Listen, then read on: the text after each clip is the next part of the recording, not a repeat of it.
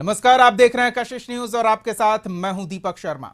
हर रण में plan B का होना राहत की बात मानी जाती है। किन्हीं परिस्थितियों में अगर पहले प्रयास में लक्ष्य की प्राप्ति न हो तो विकल्प रखना समझदारी की पहचान कही जाती है। लेकिन सियासत में इस समझदारी को संदेह का कारण बताया जाता है। बीजेपी का बोधगया में प्रशिक्षण कार्यक्रम तो जेडीयू का बैठक से एक दिन पहले भोज का कार्यक्रम प्लान बी कहा जा रहा है। और जब मामला विश्वास मत का हो तो ऐसे प्लान बी विपक्ष को मौका देते हैं यह दर्शाने का कि आपको अपने खेमे पर भरोसा नहीं। क्या वाकई ऐसा है? सवाल तो पूछेंगे, पर पहले देखिए चल क्या रहा। जब बहुमत तो हलचल क्यों? राजद वाले से पूछ के जाएगी क्या बीजेपी? अपने से विधायक जाएंगे और अपने से विधायक वहां से लौट के आएंगे। ये प्लेन में ठूस करके हैदराबाद नहीं ले जा रहा है। फ्लोर टेस्ट से पहले होगा खेला। बिहार विधानसभा के फ्लोर पर सरकार अपना बहुमत लेने के प्रस्ताव को पर पराजित हो जाएगी। विधायकों को कौन कर रहा फोन? क्या बताएगा? जिसको फोन जाता है वही ना बताता है।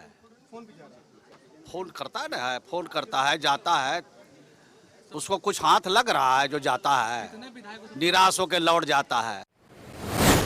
एनडीए को प्लान बी की जरूरत क्यों? अब कोई खेला नहीं होना है। अब मैं पहले भी कहा, रस्सी जड़ गई है, ऐंठन नहीं गई है।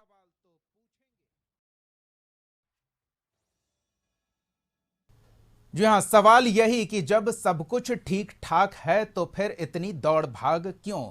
इस पर हमारे साथ मेहमान जुड़े हुए हैं, उनसे आपका परिचय करा दें। हमारे साथ आरजेडी का पक्ष रखने के लिए जयंत जिज्ञासु जी हैं, जेडीयू का पक्ष रखने के लिए हेमराज राम है और बीजेपी का पक्ष रखने के लिए नीरज कुमार है। आप तीनों का बहुत बहुत स्वागत है। सबसे पहले तो जयंत जी, काफी दौड़ भाग विपक्षी खेमे में मची हुई है और आरजेडी के नेता ये कह रहे हैं कि फ्लोर टेस्ट के दिन पर्दा उठेगा और पर्दा उठेगा तो काफी कुछ बातें सामने आएगी। पर्दे में चल क्या रहा है? देखिए, हम लोग दिन के उजाले में राजनीति करते हैं, रात के अंधेरे में सियासत करने वाले जो लोग हैं उन निशाचरों ने भारतीय राजनीति को कलंकित किया है। सब कुछ दुनिया के सामने है कि किस तरह से बिहार की सरकार जनहित के लिए काम कर रही थी और हम लोगों ने जो भी करार जनता के साथ किया था उसको यशस्वी नेता तेजस्वी जी ने पूरा करके दिखाया। एक साल के अंदर आप खुद ही आकलन करेंगे, पत्रकार जो भी हैं मीडिया के साथी, कि 4.5 लाख से ज़्यादा नौकरी दुनिया में कहाँ दी गई। 4,40,000 शिक्षकों को राज्यकर्मी का दर्जा देने का वादा हमने पूरा किया। हम तो चाहते हैं कि सरकार का जो काम है सरकारी व्यवस्था को दुरुस्त करना, उसको गति प्रदान की जाए। इसलिए 2,35,000 नए पद सृजित किए गए स्वास्थ्य महकमे में। लेकिन जिनके मन में खोट था उन्होंने 2 कैबिनेट के मीटिंग में इसको बार बार हमारे नेता को यही कहा, अच्छा समय आने पर करते हैं। तो हम तो चाहते हैं कि पूरी नैतिकता के साथ, पूरी मर्यादा और गरिमा के साथ फ्लोर टेस्ट भी हो। आपके साथ थे उनके या जो विरोधी खेमा था उनके? नहीं, विरोधी खेमा का तो उसमें कोई काम ही नहीं था। ये तो नीतीश जी के मन में जो कुछ भी, आप शुरू में ही आपने कहा कि विकल्प, हम लोग विकल्प लेके नहीं, हम लोग संकल्प के साथ राजनीति करते हैं। और यही लालू प्रसाद जी से पूरी पार्टी हमारी सीखती आई है कि हमेशा से बिहार में फिरका परस्त ताकतों को कैसे रोकना है। और इसलिए जनहित के काम में पूरे समर्पण भाव से तेजस्वी जी लगे रहे। गांव-गांव के लोग कह रहे हैं कि इस सरकार को काल कवलित कराने का जो पाप नीतीश जी ने किया है उनका अब तक का सारा यश नाली में मिल गया। और अब हम लोगों को नीतीश जी पर कोई गुस्सा नहीं आ रहा है, बल्कि तरस आ रहा है कि फ्लोर टेस्ट में कहीं भारतीय जनता पार्टी उनकी दुर्गति, दुर्दशा और बेइज्जती न करा दे। जो हश्र उनका 2000 ईस्वी में हुआ था उसकी पुनरावृत्ति न हो। देखिए, दरअसल जो हमारे नेता आदरणीय नीतीश कुमार जी ने जो काम किया है वो अपने काम के बदौलत ही जाने जाते रहे हैं और विकास पुरुष लोग उनको ऐसे ही नहीं कहा। G20 की बैठक में यूनाइटेड नेशन ने कहा कि जो है ये क्लाइमेट लीडर है। नीतीश कुमार के बारे में ये क्लाइमेट लीडर की संज्ञा दी।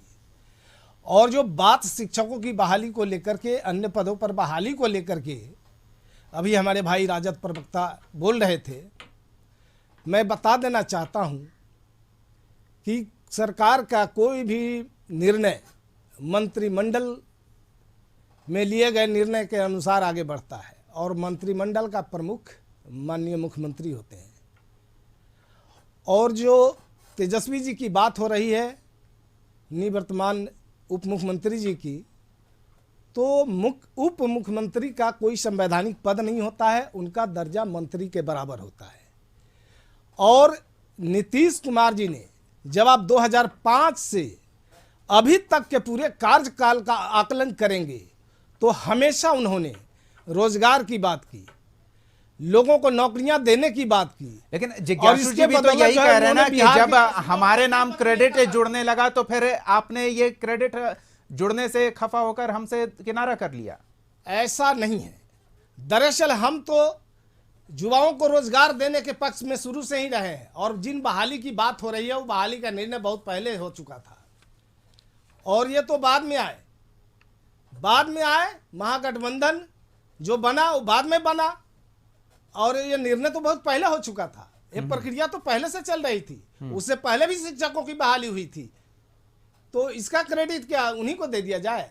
और किस आधार पर वो क्रेडिट लेना चाहते हैं जबकि मुख्यमंत्री जी मंत्रिमंडल के प्रमुख होते हैं?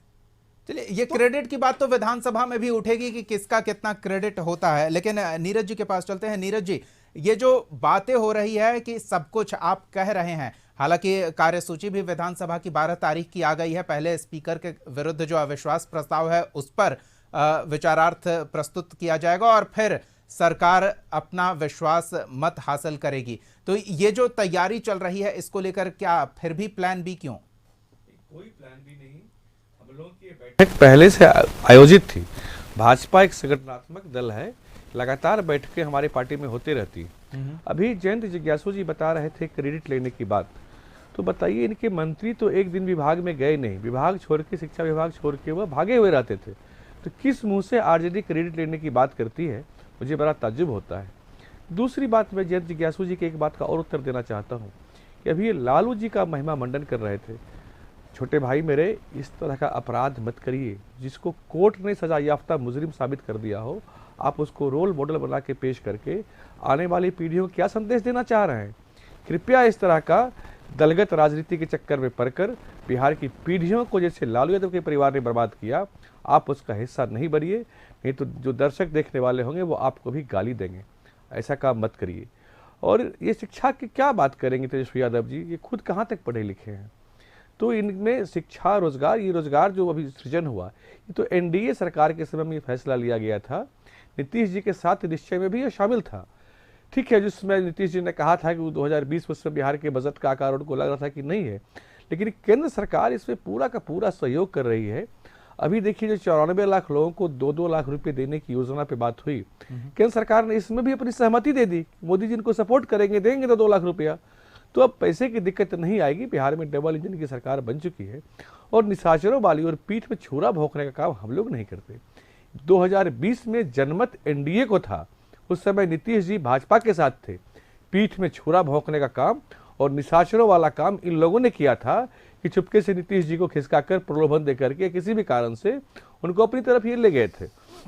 लेकिन नीतीश जी को फिर समझ में आ गया। उनको पहले लगा था कि ठीक है, लालू परिवार का लड़का है, मेरी संगत में रहेगा तो कुछ अच्छा काम सीख लेगा, लेकिन उनको लग गया कि इसके कर्म अच्छे नहीं हो सकते।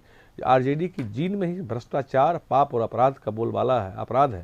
तो नीतीश जी को लग गया कि सुधरने वाले लोग नहीं हैं और पुनः लौट के अपने जो उनका नेचुरल अलायंस है, जहां उनकी केमिस्ट्री मिलती है, वहां लौट के वो आ गए।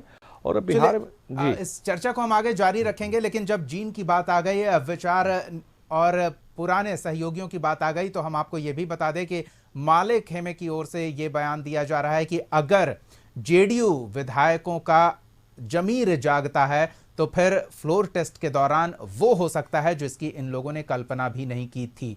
आखिर प्लान बी क्यों, ये सवाल खड़ा हो रहा है और साथ ही ये दावा किया जा रहा है कि अगर सत्ता पक्ष के विधायकों का जमीर जागता है, वो अपने मन की अंतरात्मा की बात सुनकर वोटिंग करते हैं, तो खेला होना अवश्यम भावी है। क्या वाकई ऐसा है और आखिर जमीर सोया हुआ है, ऐसा क्यों माना जा रहा है? तो चलिए विपक्ष से ही शुरू करते हैं।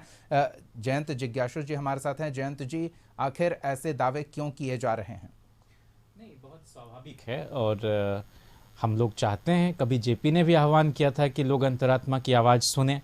हम आह्वान नहीं कर रहे हैं, बल्कि स्वाभाविक रूप से जो कुछ देख रहे हैं, बहुत सारे लोग बहुत सहज नहीं थे जब नीतीश जी खेमा परिवर्तन कर रहे थे, और भी बताया कि उनको क्लाइमेट लीडर बताया। तो जलवायु जैसे परिवर्तित हो रहा है अनियमित ढंग से, वैसे ही नीतीश जी भी बदलते रहते हैं, तो मुझे उसमें नहीं कहना। लेकिन अभी बताया गया कि वो हेड होते हैं सरकार के, इसमें दो मत नहीं। लेकिन मोदी जी और नीतीश जी में कामकाज की शैली में एक समानता तो है कि दोनों अपने मंत्रियों को सहयोगी नहीं बल्कि मुलाजिम की तरह ट्रीट करते हैं, और इसलिए ब्यूरोक्रेसी जब हावी होता है, अब बताइए कैबिनेट सेक्रेटरी अगर प्राइम मिनिस्टर पर हावी होने लगे, चीफ सेक्रेटरी अगर चीफ मिनिस्टर को गाइड करना शुरू कर दे, तो जमहूरियत का जनाजा निकल जाएगा। जिस शिक्षा विभाग की बात कह रहे थे, मैं बहुत कैटेगोरिकली कहना चाहता हूं कि उसमें 94 में लालू जी ने पहली बार बीपीएससी के जरिए 25,000 शिक्षकों की बहाली की, और अभी फिर गुणवत्ता को बहाल किया गया। ये किसी दल का नहीं है, बिहार के हित में हुआ है। जो बच्चे स्कूल में हैं गरीबों के, उनको एक क्वालिटी एजुकेशन मिले, इसको इंश्योर करने की कोशिश हमने की। 7 विश्वविद्यालय लालू प्रसाद जी ने खोले थे, वीर कुंवर सिंह यूनिवर्सिटी आरा, JP university Chhapra, Vinoba Bhave university Hazaribagh, सिद्धो कानो मुर्मू यूनिवर्सिटी दुमका, अभी राबड़ी जी ने खोला मौलाना मजरूल अरबी फारसी विश्वविद्यालय पटना। तो हम कह रहे हैं सबसे ज्यादा स्कूल लालू जी ने खोले, सबसे ज्यादा जैसे बुनियादी शिक्षा गांधी जी कहते थे, वैसे चरवाहा विद्यालय लालू जी ने, कौशल विकास मैं कर रहा हूँ, कौशल विकास नरेंद्र मोदी जी का एक ड्रीम प्रोजेक्ट है, वैसे ही कौशल से जोड़ने के लिए लालू जी ने चरवाहा विद्यालय, इसकी यूनिसेफ से लेकर तमाम वैश्विक संगठनों ने प्रशंसा की। हम तो ये कह रहे हैं गांधी जी ने कहा था करो या मरो, लालू जी ने कहा था पढ़ो या मरो। तो हम साक्षरता दर जो भारत का जिस गति से बढ़ रहा था, उससे ज्यादा गति से लालू जी राबड़ी जी के कार्यकाल में, तो हम काम करते हैं, हम बात बनाने की बात नहीं। और ये जो लगातार विश्वास मत अर्जित करने के लिए तारीख बढ़ा रहे हैं, ये दिखाता है कि एहसास कमतरी के शिकार हैं, लो कॉन्फिडेंस के शिकार हैं, और मोदी जी भी अटेंशन सीकिंग सिंड्रोम के शिकार हैं, और नीतीश जी भी। क्रेडिट की बात कर रहे हैं, गांधी मैदान में जब बांटा जा रहा था नियुक्ति पत्र, तो खुद तेजस्वी जी ने हाथ उठवा के ताली बजवाया शिक्षकों से कि मुख्यमंत्री जी को आप लोग धन्यवाद दीजिए। इस बार इतनी शालीनता से काम हुआ, इतनी इज्जत और इतनी कद्र खुद निशांत जी जो पुत्र हैं नीतीश जी के, शायद वही करते हो। 17 महीने के इस कार्यकाल में सरकार के आरजेडी का पक्ष इतने काम गिना रहा है, शायद जितने 17 साल में वो कहें कि बीजेपी के साथ जब एनडीए गठबंधन में नीतीश कुमार थे तब इतना काम नहीं हुआ। तो ये उकसाया ही जा रहा है। हिमराज जी, जयंत जी, समय कम है, हम एक ही पक्ष को पूरा समय नहीं दे सकते। हिमराज जी, हम नीरज जी के पास भी चलेंगे बारी बारी से। हिमराज जी, देखिए, जिज्ञासु जी 2005 से पहले का शासन को याद नहीं कर रहे हैं, वो नहीं होता, उसकी चर्चा नहीं करना चाह रहे हैं। ये सच्चाई खुल जाएगा, पर्दा जो पड़ा हुआ है वो पर्दा उठ जाएगा। अपने पुरखे को नहीं 2005 से पहले की क्या स्थिति थी बिहार में? बहुत अच्छी। 5 बजे शाम के बाद लोग घर से बाहर निकलना मुनासिब नहीं समझते थे, इसलिए कि भय और आतंक का शासन था। बाहर लोग सुरक्षित नहीं थे 5 बजे के बाद, बेहू बेटियां सुरक्षित नहीं थी, कई घटनाएं जो है चर्चा में रही। आप कह रहे हैं विकास की बात, लालू जी के समय विद्यालय की क्या स्थिति थी, शिक्षा की क्या स्थिति थी, बिहार के लोगों से छिपा हुआ नहीं है। बिजली के खंभों पर कहीं कहीं बिजली के खंभे दिखाई पड़ते थे और उसके तार हिमराज जी, हम फिर उपलब्धियों पे आ गए। नहीं, यही थी बिहार की जयंत जी, तो इसलिए उकसाना की उपलब्धियां हम गिनाएंगे तो हमारे साथ आप अच्छा काम कर रहे थे, ये एहसास होगा। जमीर की बात हो रही है, अंतरात्मा की आवाज की बात हो रही है, तो आखिर ऐसा क्यों करना पड़ रहा है? जाति गणना, ये जो गठबंधन बना था, हो पाता, आरक्षण बढ़ पाता, मुद्दा था, बीजेपी के साथ मुद्दा के आधार पर गठबंधन कायम हुआ था। नीतीश जी बोलते थे कि पैसा कहां से आएगा, अच्छा नीतीश कुमार जी करना चाह रहे थे, नीतीश जी कहते थे इतनी नौकरी कैसे दोगे? फिर उसमें बिल्कुल, नीरज जी आप ही के पास आ रहे थे, बड़ी समस्या है। शाला के लिए आरक्षण था, बिल्कुल नीरज जी के लिए क्या काम किया?